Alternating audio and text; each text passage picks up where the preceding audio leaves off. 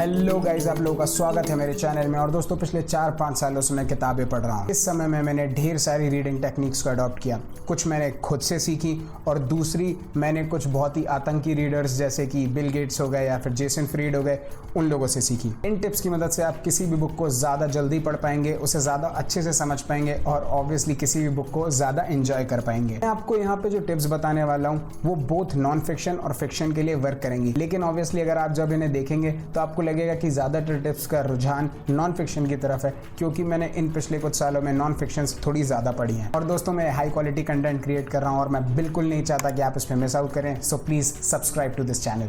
तो चलिए शुरू करते हैं पहली टिप से, जो कि है इंक्रीमेंटल नॉलेज। अब इमेजिन करिए आपको साइंस के बारे में पढ़ना है, तो आप कोई भी किताब उठाते हैं और उसे पढ़ना शुरू कर देते हैं। लेकिन जब आप बुक खत्म करेंगे पढ़ के, तो आपको रियलाइजेशन होगा कि स्टिल आपकी नॉलेज में ढेर सारे गैप्स हैं। लेकिन इमेजिन करिए आपने हिस्ट्री ऑफ साइंस पढ़ा होता, आपको मालूम होता कि उन्होंने पहले क्या टूल्स और प्रैक्टिसेस ट्राई किए, किन किन तरीक़ों से वो फेल हुए और इवेंचुअली आज वो जहाँ पे हैं वहाँ कैसे पहुँचे। तो आपको ये जो करंट बुक है ये ज़्यादा अच्छे से समझ में आता है। इंक्रीमेंटल नॉलेज का मतलब होता है कि किसी भी नॉलेज पे धीरे धीरे करके ग्रो करना। किसी भी चीज़ के बारे में जस्ट एक बुक ना पढ़ें, आप में भी और ज़्यादा बुक्स पढ़ें जो कि आपको उस पर्टिकुलर टॉपिक के बारे में, उस पर्टिकुलर एरिया के बारे में और इन्फॉर्मेशन देता हो। आप कोई ऑनलाइन कोर्स भी कर सकते हैं, कोई यूट्यूब पे वीडियो भी देख सकते हैं। कुल मिला के आपको उस टॉपिक के सराउंडिंग में और इन्फॉर्मेशन जितनी डेवलप कर सकते हैं वो करनी है। इंक्रीमेंटल नॉलेज को गैदर करने के दो फायदे होते हैं। पहली बात, आप जब बुक उठाएंगे तो आप उस बुक को बहुत जल्दी पढ़ पाएंगे। दूसरा कि आपको चीज़ें बहुत ही बेटर वे में समझ में आएंगी, क्योंकि ऑब्वियसली सारी बेसिक टर्म्स और बेसिक आइडियाज़ आपके दिमाग में क्लियर होंगे।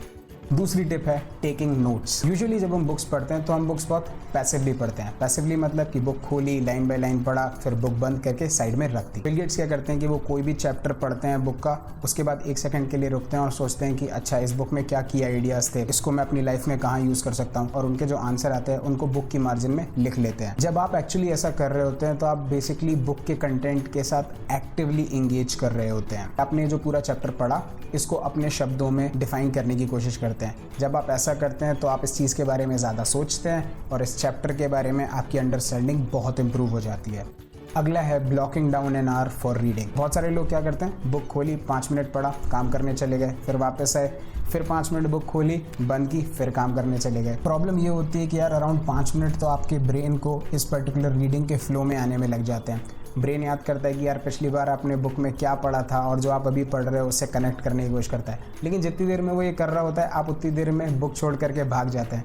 तो यार इसके बहुत सारे नुकसान होते हैं। पहली चीज़ कि आपको कंटेंट समझने में बहुत मुश्किल आएगी, और दूसरा बहुत कॉमन है, आप बुक एंजॉय ही नहीं कर पाएंगे। मैं भी पहले ये किया करता था, बस 20 मिनट बुक पढ़ा करता था रात को सोते वक्त, बट देन आई रियलाइज़ कि इंस्टेड मुझे 1 घंटा या 1.5 घंटा निकालना चाहिए बुक पढ़ने के लिए।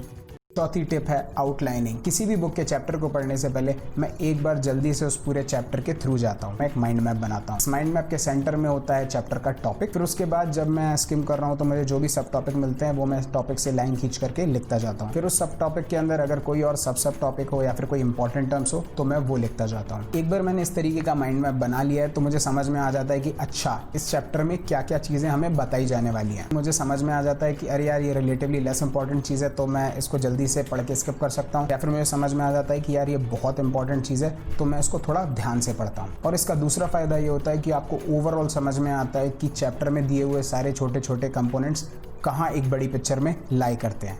Tip number 5, learning about author and watching book related videos. इसके बारे में मैंने ऑलरेडी एक वीडियो बना रखी है और मैं उसको डिस्क्रिप्शन में डाल दूंगा अगर आप वो देखना चाहते हैं। लेकिन उस वीडियो का पूरा जस्ट ये था, जब आप ऑथर की कोई टॉक देखेंगे या इंटरव्यू देखेंगे इस बुक के बारे में, ऑब्वियसली वो पूरी की पूरी बुक तो बता नहीं सकते इंटरव्यू में, तो वो सिर्फ इस बुक में से जो सबसे इंपॉर्टेंट चीज़ें होती हैं वो उस इंटरव्यू में शेयर करते हैं। आपने अगर ये इंटरव्यू देख लिया है तो आपको समझ में आ जाएगा कि अच्छा, इस बुक में ये तो एटलीस्ट ऐसी इंपॉर्टेंट चीज़ें हैं जो मुझे इस बुक से टेक अवे करना ही है। ये सारी टॉक्स और ये सारे इंटरव्यूज भी एक तरीके से इंक्रीमेंटल नॉलेज ही है। आपको पता चलेगा कि जो ऑथर है उन्होंने क्या सोच करके ये किताब लिखी थी। ये आपकी बहुत हेल्प करेगा मेन बुक के कंटेंट को समझने में। आप इस तरीके से इस ऑथर की पर्सनैलिटी भी जान सकते हैं, तो वो आपको हेल्प करेगा डिसाइड करने में क्या मुझे इस ऑथर की और किताबें पढ़नी है या फिर ये वाली भी ख़त्म करनी है कि नहीं।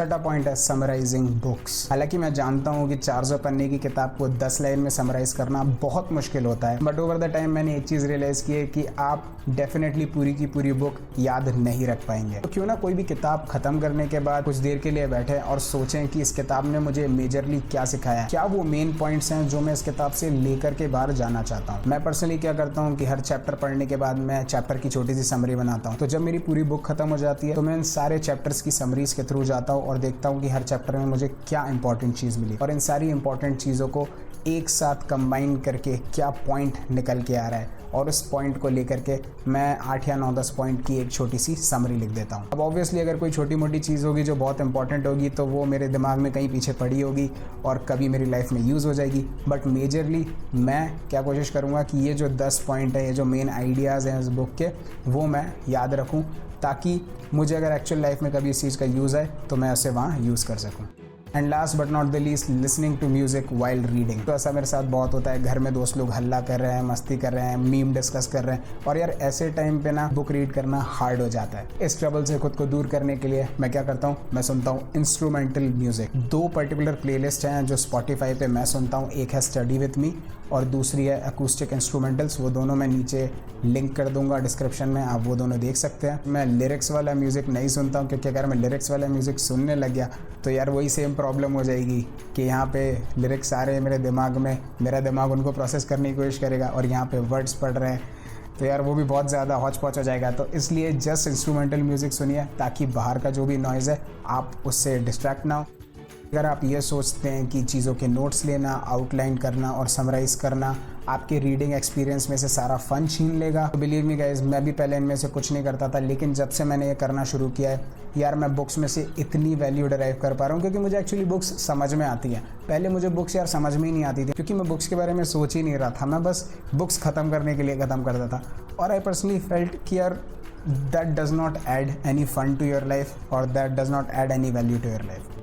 आप लोग ये आइडियाज़ को ट्राई करिए, अपनी लाइफ में देखिए वर्क करते हैं नहीं करते। और अगर वीडियो में यहाँ तक पहुँच गए तो प्लीज़ कमेंट सेक्शन में इमोजी ड्रॉप कर दो कोई भी रैंडम वाला, ताकि मुझे पता चल जाए कि आप लोग एक्चुअली वीडियो एंड तक देख रहे हैं। That will make me happy. Please subscribe to this channel और मुझे इंस्टाग्राम पे फॉलो प्लीज़ करिए दोस्तों। इंस्टाग्राम पे मैं ढेर सारी बढ़िया चीज़ें डालता रहता हूँ, तो please subscribe to this channel, follow me on Instagram and see you in the next video. Bye guys.